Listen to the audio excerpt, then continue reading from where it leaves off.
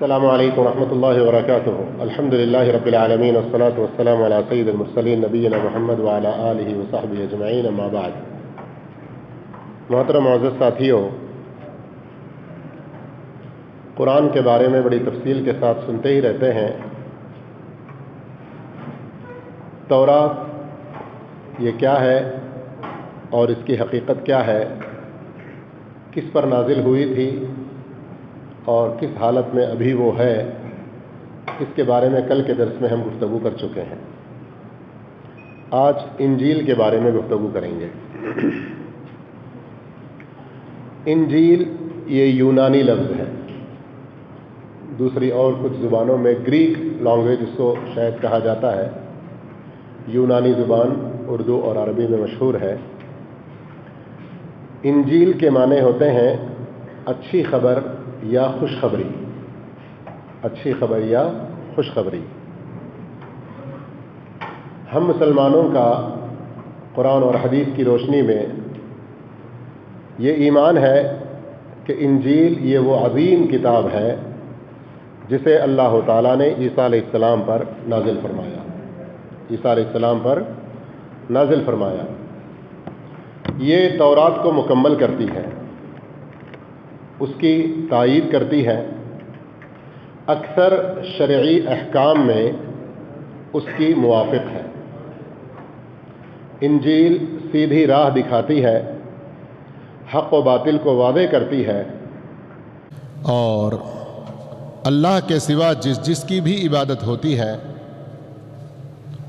ان سب کو چھوڑ کر ایک اللہ وحدہ لا شریک لہ کی عبادت کی طرف بلاتی ہے.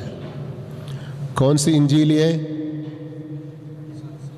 کون سی انجیل یہ؟ جو عیسیٰ علیہ السلام پر نازل ہوئی اس کی بات ہو رہی ہے. کنفیوز نہ ہو. اللہ تعالیٰ نے عیسیٰ علیہ السلام کو جو انجیل دیا اس کے بارے میں اب تک یہ باتیں آپ سن رہے تھے. لیکن عیسیٰ علیہ السلام کو جب اللہ رب العالمین نے اٹھا لیا تو کچھ سالوں کے بعد یہ انجیل لوگوں نے ضائع کر دی. اس کی حفاظت نہیں کی.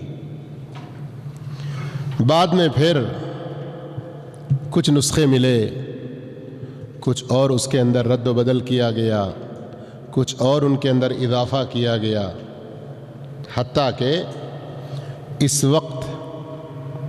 وقت بائبل کے نام سے ایک کتاب موجود ہے. کس نام سے؟ جسے عام طور پر عیسائی لوگ، کرسچن لوگ اپنے ساتھ رکھتے ہیں، اسے پھیلاتے ہیں، گھر گھر دینے کی کوشش کرتے ہیں. تو یہ جو بائبل ہے اس میں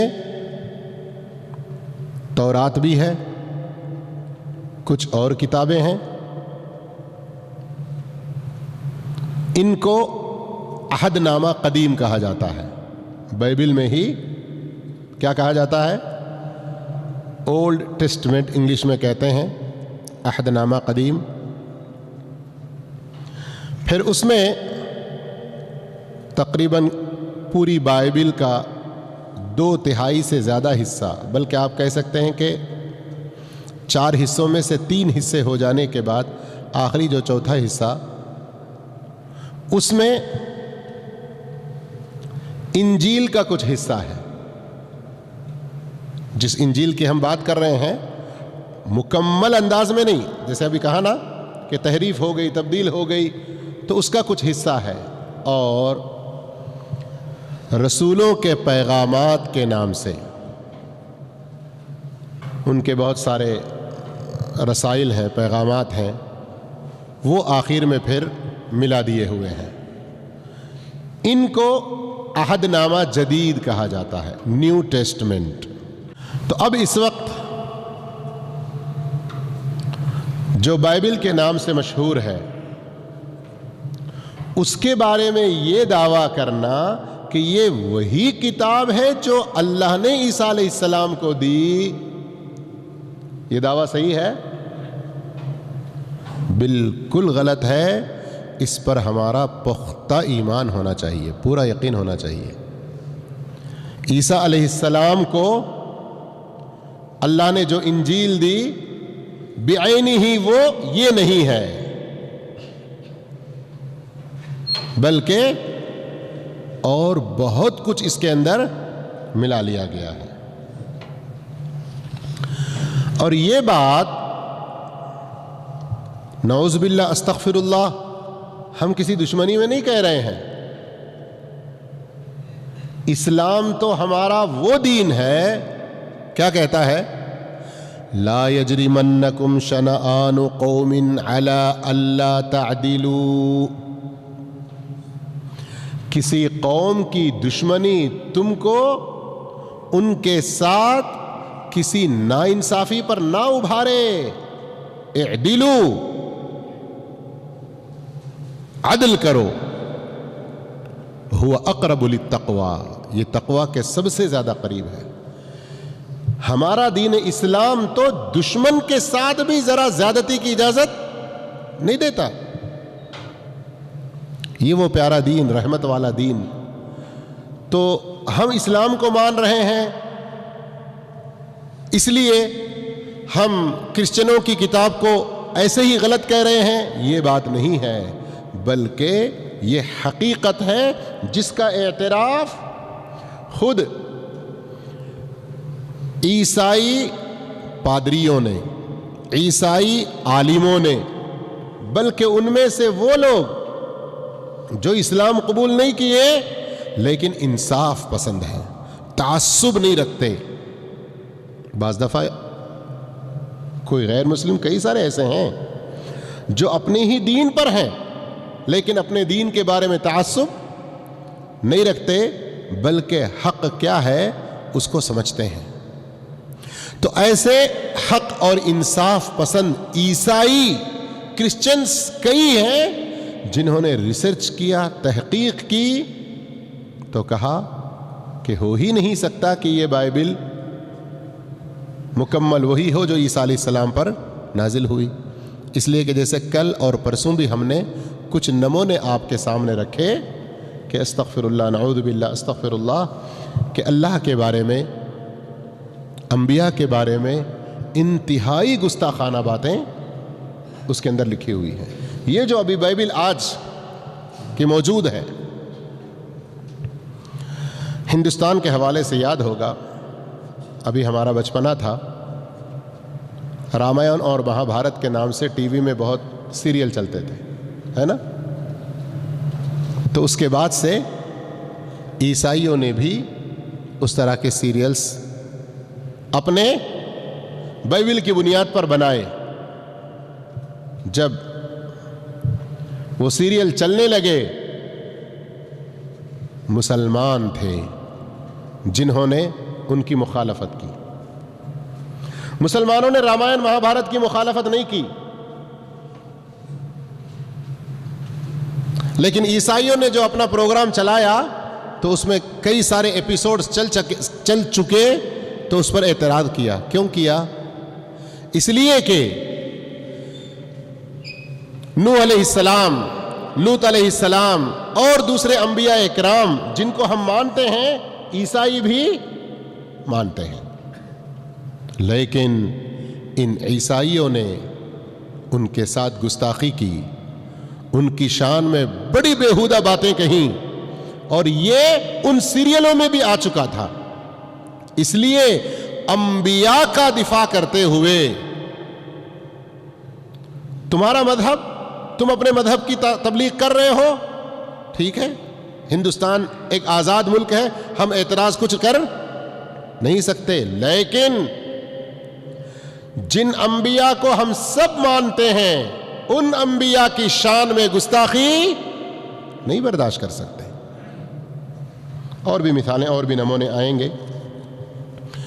تو علماء اسلام میں سے بھی کئی محققین نے بائبل جو آج مشہور ہے اس کے اندر جو کچھ خرابیاں ہیں ان کو واضح کیا. ان میں سر فہرست شیخ الاسلام ابن تیمیہ رحمۃ اللہ علیہ, پھر ان کے بعد ان کے شاگرد ابن القیم رحمہ اللہ, شیخ الاسلام ابن تیمیہ رحمۃ اللہ علیہ کی بڑی مشہور کتاب ہے الجواب الصحیح لمن بدل الدین المسیح. جس نے عیسیٰ علیہ السلام کے لائے ہوئے سچے دین میں تبدیلیاں کی ان کو سیدھا سیدھا صحیح جواب. اور ابن قیم رحمہ اللہ کی کتاب ہے ہدایت الحیارہ فی اجوبۃ الیہود والنصارى. یہود و نصارہ کو جو حیران و پریشانی میں گھوم رہے ہیں ان کو ہدایت ملنے والی باتیں اس نام سے. ان کے علاوہ اور کئی علماء نے بھی اس سلسلے میں لکھی. ہندوستان کے ایک مشہور عالم شیخ رحمۃ اللہ الہندی کے نام سے معروف ہیں، اظہار الحق کے نام سے لکھا انہوں نے، جو کتاب عربی میں بھی مشہور ہے یہاں پر. اور دیگر کئی علماء نے بھی اس سلسلے میں لکھا. لیکن مسلم علماء کرام کے علاوہ کئی عیسائی عالم بھی ہیں جو بائبل کے اندر کی غلطیوں کو بہت واضح طور پر لکھے ہیں. اور اس سلسلے میں ایک عیسائی جن کا نام کل کے درس میں بھی آیا تھا، موریس بکائیلے، جنہوں نے تورات، انجیل، قرآن اور سائنس کے نام سے کتاب لکھی. اس کے اندر بھی بہت سارے حقائق انہوں نے بیان کیے ہیں. آپ کو اگر بات یاد ہے شروع میں جیسے میں نے کہا کہ ابھی اس وقت جو بائبل ہے اس میں دو حصے ہیں، ایک کو عہد نامہ قدیم، دوسرے کو عہد نامہ جدید کہتے ہیں. عہد نامہ جدید کے اندر شروع کا حصہ انجیل کا کچھ حصہ ہے اور 4 ان کے شاگردوں کے نام منسوب کیا گیا، نسبت بھی صحیح نہیں ہے. اس کے بعد سے عیسیٰ علیہ السلام کے دین میں تبدیلی کر کے اس کو پورا ملیامیٹ کرنے والا ایک بڑا گزرا ہے. پال اس کو کہتے ہیں، بولس کہا جاتا ہے عربی میں. اس نے پوری طرح بگاڑ دیا عیسیٰ علیہ السلام کے سچے دین کو. اور عجیب بات کیا ہے، یہ کٹر یہودی تھا، سخت عیسائیوں سے بہت سخت دشمنی کرتا تھا. جب اس کی دشمنی صحیح طور پر رنگ نہیں لائی تو اپنے آپ کو کچھ دنوں کے لیے گمنام رکھا. پھر یکایک آیا اور کہا عیسیٰ میرے اندر حلول کر گئے ہیں اور مجھے عیسائیت کی تبلیغ اور دعوت کے لیے حکم دیا ہے. اور وہاں سے پھر مجھے اب اس کی ہسٹری بیان کرنا نہیں ہے، لیکن تھوڑی سی بات میں آپ کو سمجھا رہا ہوں. شروع میں 4 جو چیپٹر ہیں، لوقا، میتھیو، لوقا، مرکس، جان، متی، مرقس، لوقا اور یوحنا، یہ 4. اس کے بعد سے اس کے وہ خطوط اور پیغامات شروع ہوتے ہیں جو مختلف لوگوں کو لکھے. کس نے؟ پال نے. یہی پال کہتا ہے کہ ابتدائی زمانے کے عیسائیوں کا خیال تھا کہ اللہ تعالیٰ نے عیسیٰ علیہ السلام پر جو کتاب نازل کی تھی اس کا نام انجیل تھا، اور عیسیٰ علیہ السلام نے اسی انجیل پر ایمان لانے کی لوگوں کو دعوت بھی دی تھی. لیکن عیسائیوں کو آج اس کتاب کی کوئی خبر نہیں کہ کہاں گئی. کون کہہ رہا ہے یہ؟ جو سب سے بڑا ان کا مبلغ اور دائی، اور آج اس کو اپنا بہت بڑا روحانی پیشوا مانتے ہیں یہ لوگ.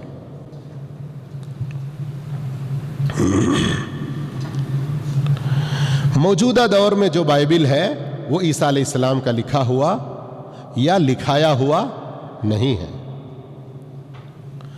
اور یورپ کے مختلف چرچوں میں دنیا کے بڑے بڑے پادری جمع ہو کر اس کے اندر کئی مرتبہ تبدیلیاں کر چکے ہیں. اسی لیے آج عیسائیوں کے بھی کئی فرقے ہیں، مشہور 2 فرقے ہیں، مشہور کیتھولک، پروٹسٹنٹ۔ ان کے پاس ایک بائبل، ان کے پاس بھی ایک بائبل، اور دونوں کے اندر فرق واضح طور پر موجود ہے، کتابوں کی تعداد میں بھی اور اندر بہت ساری باتوں میں بھی۔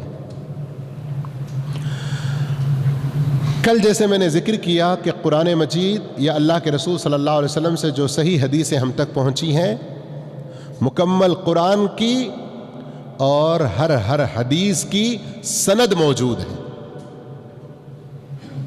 کل بات ذکر ہوئی تھی نا؟ تو یہ جو انجیل ہے اس کی کوئی سند نہیں ہے، اس کی کوئی سند نہیں ہے۔ اور موجودہ بائبل یہ عیسیٰ علیہ السلام پر اتری ہوئی انجیل نہیں ہے۔ اس کے کئی سارے دلائل، ان میں سے ایک یہ بھی کہ اللہ کی شان میں اور انبیاء اکرام کے شان میں بڑی گستاخیاں ان کے اندر پائی جاتی ہیں۔ ایک اور بات یہ بھی ہے کہ سائنس کے بہت سارے حقائق سے ٹکراتی بھی ہے۔ ان سب اسباب کے ساتھ ساتھ موجودہ جو انجیل ہے، موجودہ جو بائبل ہے، اس میں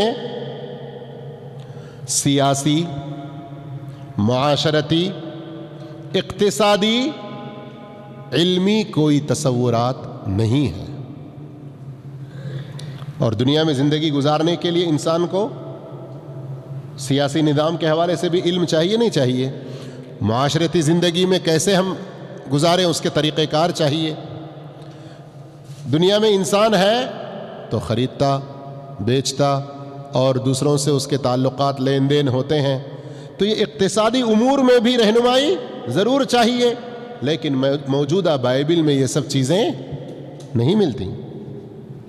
خلاصہ کلام یہ ہے کہ اس دور میں جو انجیل موجود ہے، یا استغفر اللہ، جو بائبل موجود ہے، جس کے بارے میں ان کا دعویٰ ہے کہ یہ انجیل ہے، تو یہ دعویٰ صحیح نہیں ہے، بلکہ اس کے اندر ہندوؤں کی بت پرستی بھی ہے، یونانیوں کے خیالات بھی ہیں، اور قدیم مصریوں کے افکار بھی شامل ہیں۔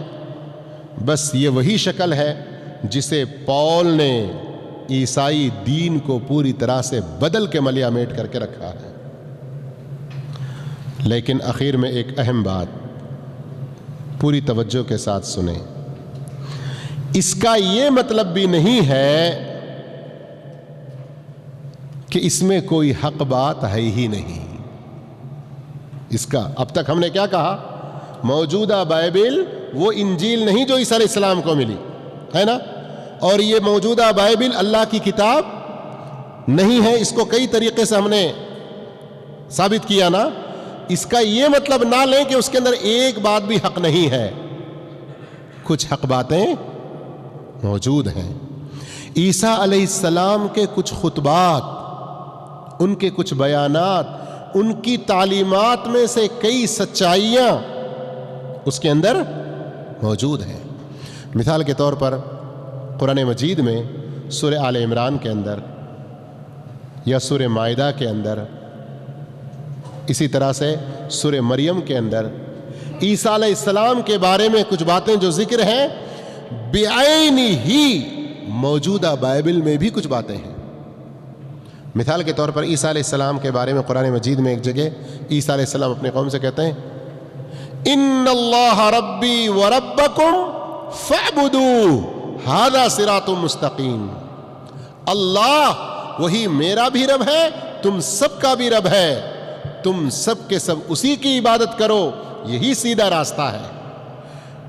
بالضبط یہی معنی موجودہ بائبل میں بھی ہے۔ تو میں ایک چھوٹا سا طالب علم ان چیزوں کو بھی جو دیکھا تو میں نے کہا اے اللہ یہ تیری قدرت ہے کہ ان چند حقائق کو تو نے باقی رکھا تاکہ جو عیسائی یہ کہے کہ ہم قرآن کو نہیں مانتے تو ہم ان کو کہیں گے تمہاری کتاب کو مانو کہ اس میں ایک اللہ کی عبادت کا حکم ہے، تاکہ ان کو ان کی کتاب سے دعوت دینے میں ہمیں آسانی ہونے کے لیے بھی اللہ نے یہ حقائق باقی رکھے ہیں۔ آئی بات سمجھ میں کچھ آپ لوگوں کو؟ جسم حاضر دماغ غائب رکھیں گے تو نہیں سمجھ میں آئے گا، دونوں کو بھی ساتھ رکھیے گا۔ اللہ جزائے خیر دے آپ لوگوں کو۔ آج کے درس میں آخری بات، اور کتابوں پر ایمان کے سلسلے میں اب تک 6 درس ہو چکے ہیں آج کو، اس میں بھی آخری بات وہ کیا قرآن کریم کے آ جانے کے بعد تورات یا انجیل کی اتباع کرنا جائز ہے؟ جی، کسی بھی صورت میں جائز نہیں ہے۔ کئی مرتبہ یہ بات آ چکی، لیکن ابھی ایک ہیڈ لائن کے طور پر اور ایک خاص عنوان کے طور پر آپ کے ذہنوں میں ہمیشہ تازہ رہے بات۔ ہم عدل و انصاف پہ رہیں، ہم نے اس میں کی غلط باتوں کا انکار کیا، لیکن جو حق ہے اس کو بھی واضح کیا، اور قرآن جس کی تصدیق کرتی ہے، قرآن جن باتوں کی تصدیق کرتی ہے اس کو بھی ہم مانتے ہیں، ماننا چاہیے۔ لیکن ایک مکمل شریعت کے اعتبار سے اگر دیکھیں، مکمل کتاب کی پیروی کے اعتبار سے اگر دیکھیں، تو اب اس وقت صرف ہم مسلمانوں کو ہی نہیں بلکہ دنیا کے سارے انسانوں کو کس کتاب کی پیروی کرنا چاہیے؟ قرآن کی بھی؟ ہاں، جواب دیجئے پورے علم کے ساتھ، پورے ایمان، وشواس، یقین کے ساتھ۔ اس وقت صرف ہم مسلمان ہی نہیں بلکہ دنیا کے سارے انسان کس کتاب کی پیروی کریں؟ صرف اور صرف قرآن مجید کی۔ جی ہاں، صرف ہم مسلمان ہی نہیں بلکہ دنیا کے سارے انسان کس شریعت کی پیروی کریں؟ کس کی؟ سوال بھاری پڑ رہا ہے۔ روزانہ فلمیں دیکھنا، گانے سننا، سیریل دیکھنا، ادھر ادھر کے بکواسوں میں ہی ہم لگے رہیں گے، دین کا مطالعہ نہیں کریں گے تو اتنا آسان لفظ شریعت محمدیہ، یہ کیا نئی چیز پہلی بار سن رہے ہیں ہم لوگ؟ ایسا کچھ لوگوں کو محسوس ہوتا ہے۔ کیوں محسوس ہوتا ہے؟ اس لیے کہ ہم اپنے دین کو نہیں پڑھ رہے ہیں۔ اور آئیے ایک اس سلسلے میں آخری حدیث میں آپ کو سناؤں۔ رسول اللہ صلی اللہ علیہ وسلم نے فرمایا، صحیح مسلم شریف کی حدیث ہے، حدیث نمبر 153، کوئی بھی یہودی، کوئی بھی عیسائی، جو کوئی میری رسالت پر ایمان لائے بغیر مر جائے تو وہ جہنمی ہوگا۔ کیا ہوگا؟ جہنمی ہوگا۔ اب یہاں اس کے اندر ہمارے لیے بھی ایک پیغام ہے۔ کیا؟ ہم ماننے کا دعویٰ کرتے ہیں لیکن عمل سے دور بھاگتے ہیں، تو یہ خطرہ ہم لوگوں کے لیے بھی ہے۔ یہ خطرہ ہم لوگوں کے لیے بھی ہے کہ اگر ہم صرف زبانی دعویٰ کریں ماننے کا، لیکن عملی طور پر رسول اللہ صلی اللہ علیہ وسلم کی اتباع نہ کریں، عملی طور پر قرآن کو نہ اپنائیں، تو جہنم سے بچنے کی کوئی گارنٹی نہیں ہے۔ توحید کی برکت اگر ہے تو جنت میں جانے کی امید ضرور ہے، لیکن بے عملی کی وجہ سے جہنم سے ڈر تو ہمیشہ لگا رہنا چاہیے۔ اس لیے خلاصہ کلام یہی ہے، اب تک کی ساری معلومات کی روشنی میں، کہ کسی بھی مسلمان کے لیے خصوصاً، کسی بھی انسان کے لیے عموماً، قرآن کے علاوہ کسی اور کتاب کی، اس دین اسلام کے علاوہ، شریعت محمدی کے علاوہ کسی اور شریعت کی پیروی کرنے کی اجازت نہیں ہے۔